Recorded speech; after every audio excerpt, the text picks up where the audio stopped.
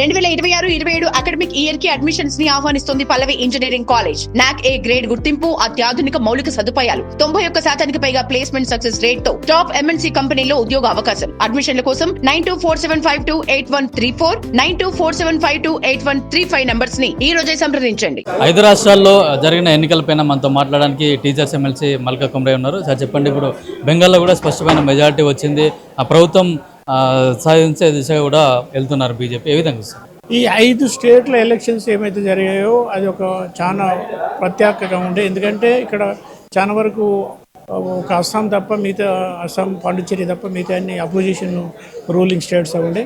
అలా స్పెషల్గా బీజేపీకి సరే చాలా ప్రెస్టీజ్గా తీసుకున్నది బెంగాల్ స్టేటు. ఎందుకంటే బెంగాల్లో మమతా గవర్నమెంట్ చాలా ప్రాబ్లమ్స్ క్రియేట్ చేసింది ఎలక్షన్స్లో. ఫెయిర్ ఎలక్షన్స్ లేకుండా అక్కడ దౌర్జన్యము, తర్వాత కరప్షను, అన్నిట్లో కూడా ఈసారి బీజేపీ గవర్నమెంట్ అక్కడ రావడం చాలా అవసరమైంది. ఎందుకంటే అక్కడ ఇన్ఫిల్ట్రేషన్ పెరిగిపోయింది. దేశ రక్షణకే బెంగాల్ ఒక ఆడంగా తయారైన సమయంలో ఇప్పుడు బీజేపీ రావడం చాలా ఇంపార్టెంట్. మన ప్రైమ్ మినిస్టర్ గారు, మోడీ గారు, అమిత్ షా గారి టీము ఎక్కడ వాళ్ళు సక్సెస్ఫుల్గా మహారాష్ట్ర ఎలక్షన్ కానివ్వండి, హర్యానా కానివ్వండి, ఢిల్లీ కానీ, మొన్న రీసెంట్గా బీహార్ కానీ, తర్వాత పశ్చిమ బెంగాల్, అంటే మన దేశానికి యూపీ, బీహారు, పశ్చిమ బెంగాల్ చాలా ఇంపార్టెంట్. ఎప్పుడైతే ఈ 3 స్టేట్లు డెవలప్మెంట్ ఉంటేనే మన ఇండియా గ్రోత్ అవుతుంది.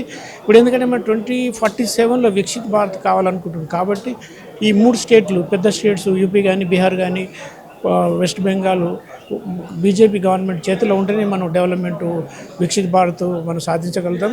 దానికి ఇది ఒక మంచి ప్రజాస్వామ్యానికి మంచి శుభ సందర్భం.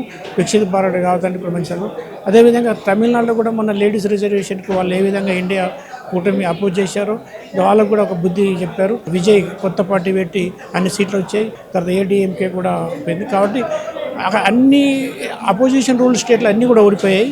ఓన్లీ బీజేపీ రూల్ స్టేట్లే మళ్ళీ రిపీట్ అయినాయి. కాబట్టి వాళ్ళ other than BJP ruled governments ఎక్కడ అవుతున్నాయి వాళ్ళందరికీ నెగిటివ్ ఓటింగ్ ఉంది. బీజేపీ స్టేట్స్ అన్నింటిలో కూడా మళ్ళీ బీజేపీకి గెలవడం జరిగింది. అంటే ఇది మన గవర్నెన్స్కి ఒక మంచి నాంది. వితౌట్ కరప్షన్, డెవలప్మెంట్ 2 స్కీమ్ల మీద బీజేపీ గెలిపోతుంది. ఈ సందర్భంలో 10th నాడు ప్రైమ్ మినిస్టర్ హైదరాబాద్, తెలంగాణకు వస్తూ ఉన్నారు. ఆఫ్టర్ 8 మంది ఎంపీలు తర్వాత మా ఎలక్షన్ తర్వాత ఫస్ట్ టైం వస్తారు. కాబట్టి ఇప్పటి నుంచి హైదరాబాద్లో, తెలంగాణలో బీజేపీ రావడానికి ఒక నాంది పలుకుతుంది. నెక్స్ట్ తెలంగాణలో కంపల్సరీగా తెలంగాణ అండ్ కర్ణాటకలో కూడా బీజేపీ గవర్నమెంట్ వస్తుంది. అంటే ఎస్ఐఆర్ ప్రక్రియ ద్వారానే బీజేపీ అక్కడ బెంగాల్లో ప్రభుత్వాన్ని సాధించాలని చెప్పేసి కూడా మమతా బెనర్జీ విమర్శిస్తూ ఉంటారు. ఎస్ఆర్ ప్రక్రియతో ఎక్కడైతే దొంగ ఓట్లు ఉన్నాయో, లేకుంటే ఎక్కడ ఇన్ఫిల్ట్రేటర్ ఓటర్స్ ఉన్నాయో అవన్నీ తీసేశారు. దానితో మన ఇండియన్స్ ఎవరైతే ఉన్నారో మన ఇండియన్ ఓటర్స్ అందరూ కూడా ఓట్లు వేశారు. తర్వాత ఏదైతే వీళ్ళు లేడీస్ రిజర్వేషన్ బిల్ కూడా అపోజ్ చేశారు కాబట్టి లేడీస్ కూడా చాలా కోపంగా ఉండి వాళ్ళు కూడా ఓటేశారు. మెయిన్ ఎలక్షన్ అజెండా ఏంటంటే కరప్షన్ లేకుండా ఉండడము, మంచి గవర్నెన్స్, తర్వాత లేడీస్ రిజర్వేషన్, ఈ 3 పనిచేసాయి. అది ఫ్యూచర్లో కూడా పనిచేస్తాయి. మోడీ గారి నాయకత్వంలోనే నెక్స్ట్ ఉమెన్ రిజర్వేషన్ కూడా వస్తుంది. తర్వాత జమిలీ ఎలక్షన్ కూడా వస్తుంది. అంటే ఇప్పుడు 10వ తారీఖు నాడు మోడీ గారు కూడా హైదరాబాద్ రానున్నారు. అంటే ఇప్పుడు ఇదే ఒక నాంది అనుకోవచ్చా రానున్న ఎలక్షన్లో బీజేపీ తెలంగాణ అధికారంలోకి రావడానికి? ప్రైమ్ మినిస్టర్ గారు 10th నాడు హైదరాబాద్ రావడం చాలా నాంది. అంటే ఇది ఒక మంచి తెలంగాణ ప్రజలకు ఒక మంచి శుభ సూచనలు. ఎందుకంటే ఎప్పుడైతే తెలంగాణ, ఏపీ గవర్నమెంట్ ఉన్నప్పుడు ఒక మంచి స్టేటు, తెలంగాణలో సర్ప్లస్ స్టేట్ ఉన్న స్టేట్ ఇప్పుడు డిఫిసిట్ స్టేట్గా తయారైంది. కాబట్టి తెలంగాణలో బీఆర్ఎస్ 10 years రూల్ చేశారు, కాంగ్రెస్ 2.5 సంవత్సరాలు అవుతుంది. ఈ 2.5 సంవత్సరాలు కూడా అందరి రిటైర్డ్ ఎంప్లాయ్మెంట్ బెనిఫిట్ ఇవ్వలేకపోతున్నారు. డెవలప్మెంట్ అంతా ఆగిపోయింది. తర్వాత గవర్నెన్స్ లేదు, కరప్షన్ ఎక్కువ ఉంది.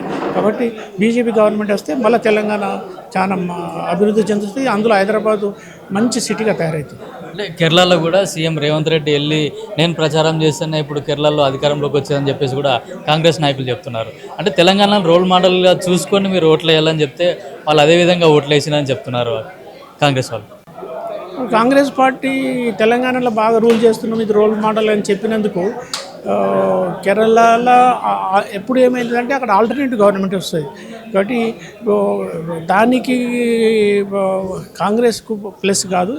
ఈ లాస్ట్ హిస్టరీ మీరు ఎప్పుడు చూసినా కేరళలో ఎప్పుడు ఆల్టర్నేట్ గవర్నమెంట్ వస్తుంది. ఆ ప్రక్రియలోనే కాంగ్రెస్ వచ్చింది, కానీ అది మన సీఎం గారు పోయి కాంగ్రెస్ మాటలతో గెలిచింది కాదు. అంటే ఇదే ఊపుతో కూడా రానున్న ఎలక్షన్లో బీజేపీ తెలంగాణలో అధికారంలోకి వస్తుంది అనుకోవచ్చా? 100% తెలంగాణలో కార్యకర్తలు, ఫార్మర్సు, ఎంప్లాయీస్, రిటైర్డ్ ఎంప్లాయీస్ అందరూ కూడా గవర్నమెంట్కి అగనెస్ట్గా ఉన్నారు. కాబట్టి తెలంగాణలో డెవలప్మెంట్ ఆగిపోయింది, పేమెంట్స్ లేవు, తర్వాత డెవలప్మెంటు లేదు.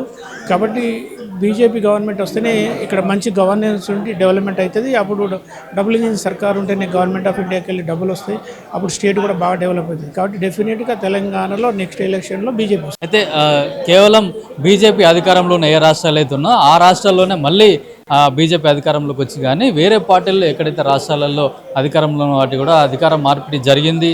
బీజేపీ పాలిత ప్రాంతాల్లో కరప్షన్ లేకుండా అభివృద్ధి మంత్రంగానే పనిచేస్తుంది. కాబట్టి మళ్ళీసారి మరీ బీజేపీనే ప్రజలు కోరుకుంటున్నారు. అదేవిధంగా ఇప్పుడు అస్సాంలో కూడా, పుదుచ్చేరిలో కూడా 2 సార్లు కూడా అస్సాంలో హ్యాట్రిక్ సాధించారు.